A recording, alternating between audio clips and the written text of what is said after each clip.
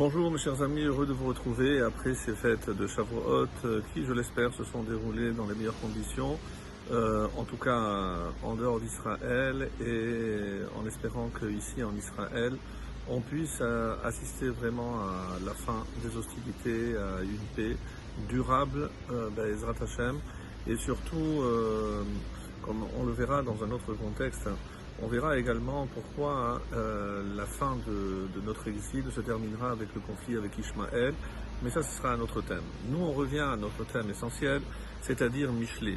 Et Baruch Hashem, donc on commence une nouvelle période après Shavuot, et on commence aussi un nouveau chapitre, c'est le 25e chapitre. On approche lentement mais sûrement de la fin de Mishlé.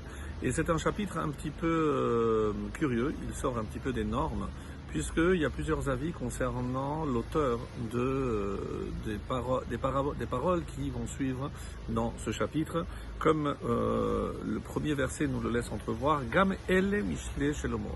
Et voici encore, ou cela encore, sont aussi des proverbes de Shlomo. Pourquoi il y aurait une pensée que ça n'était pas de Shlomo?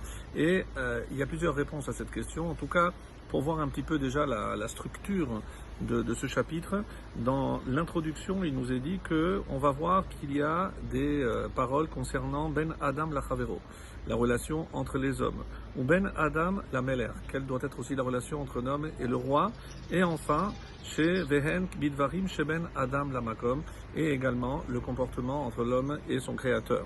Donc il y a ces trois domaines et on va les étayer tout au long de ce 25e chapitre, donc en voyant comment donc il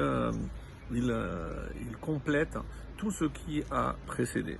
Alors, ce qui est assez étonnant, donc je vais vous lire déjà le premier verset et nous allons voir à la lumière des différents commentaires donc qui est véritablement l'auteur des paroles qui vont suivre, parce que d'après ce premier verset, ce n'est peut-être pas Shlomo HaMelech, il y a une possibilité comme vous allez le voir. Comme je disais, Gam ele mishle Shlomo, voici encore des proverbes de Salomon, Asher he'atiku anshe Chizkiya melech Yehuda, qu'ont transcrit les gens, les hommes de Chizkiya, le roi de Juda.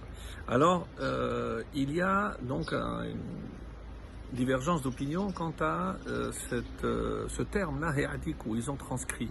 C'est-à-dire pourquoi ils ont transcrit? Si ça n'a pas été dit sur ce qui a précédé. Est-ce que ce n'est pas Shlomo? Mais Shlomo, il les a dit verbalement et ce sont eux qui l'ont mis par écrit.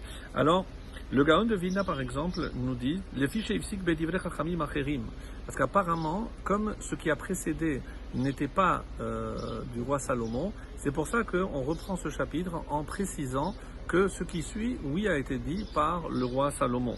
Et les shon ha'atek, c'est ha'avara, c'est transposé, mi makom les makom. Donc on les a transposés, donc peut-être qu'il les a dit ou il les a écrits par ailleurs, et c'est l'opinion la plus, on va dire, courante, que Shlomo HaMelech a disséminé ces paroles dans d'autres ouvrages, et pour quelle raison on a récupéré ces paroles-là? C'est Rabbi Yeshayahu,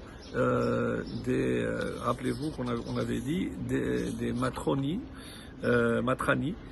c'est celui qui avait vécu, donc le sage du XIIe siècle en Italie, et lui donne une explication assez intéressante.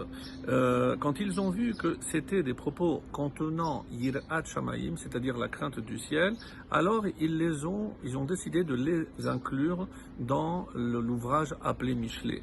Ush'ar Sefarim, il faut donc imaginer qu'ils ont été récupérés, et c'est pour ça qu'on dit qu'ils ont été retranscrits donc d'ailleurs. Il y a d'autres enseignements peut-être, d'autres livres, et d'autres ouvrages, d'autres livres qui à leurs yeux ne contenaient pas de la Yirat Shamayim, donc ils ont été enterrés et on ne sait pas ce qu'ils sont devenus. Donc ça c'est pour une première explication, et c'est ce qu'on a traduit nous par retranscrit. Rabbi Avraham Gevishon, donc celui qui a écrit un ouvrage appelé Omer Ashicha, il dit He'atiku. Comment il explique He'atiku? Tirgemu. Non, c'est-à-dire que qu'est-ce qu'ils ont fait les hommes de Chizkiya, les gens d'Ézéchias? Ils les ont traduits. Pourquoi? Parce que Shlomo les avait dit dans une langue compréhensible pour les autres nations. Ce seraient des enseignements que le roi Salomon a tenus devant les nations, donc avec un langage qui était audible et compréhensible par les autres nations. Donc, quand ils ont vu que c'était des propos intéressants, donc ils les ont tirgemo, ils les ont traduits en hébreu et ils les ont finalement inclus dans ce livre-là. Il y a une troisième explication pour terminer, qui disent, les Chachamim expliquent que He'atiku c'est Pershu, ils les ont expliqués. Qu'est-ce que Anshe Chizkiyahu Melech Yehuda, Zechem Bet Midrash Yasad Chizkiyahu Melech Yehuda. Il avait fondé une maison d'études et c'est là-bas où on a pris ces propos du roi Salomon, on les a perchus, on les a expliqués et on les a retranscrits ici. Voilà différentes possibilités donc pour comprendre les paroles qui vont suivre et je vous laisse donc sur votre faim pour la suite de ce chapitre qui s'annonce extrêmement intéressant. Excellente journée à tous.